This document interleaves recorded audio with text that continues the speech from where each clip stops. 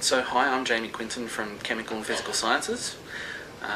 I've been trialling Adobe Acrobat for doing electronic marking and providing a new means of assessment and feedback.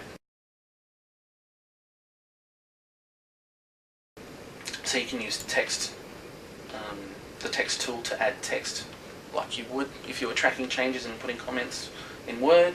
The highlighter can make very quick statements without too much trouble.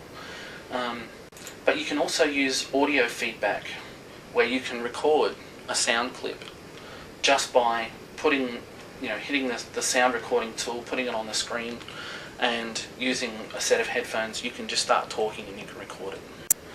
And in my topic, I give them 2 tasks to do, one after the other, and I really do want them to improve their writing skills, because in the honours year this is really their last chance to do it, and they have to write an honours thesis at the end of the year, which is a big step up in terms of their writing skills. So when I marked the first assignment, I put in lots of text boxes, and I decided that I would just do an audio comment at the end of the assignment, just a summary, just to say, okay, this is my perception, or this is my feeling about the entire piece of work.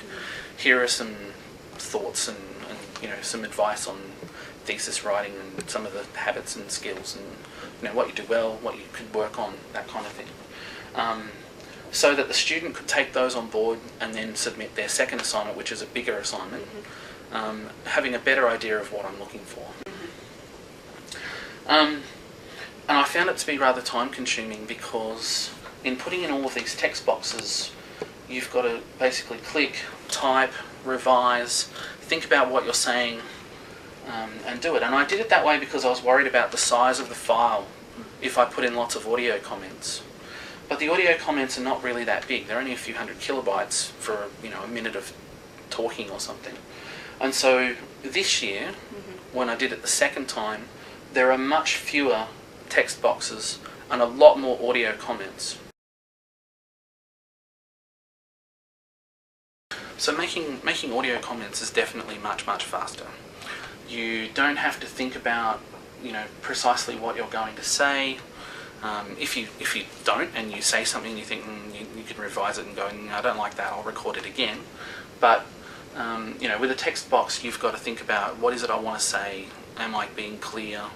Because text is easily misunderstood, especially in terms of the intention or the emotion or anything like that. So the students always find it really good, and I don't know if that's because it's different and they're not used to it or what, but I always get lots of positive comments. I do like the formative nature of the feedback you can give.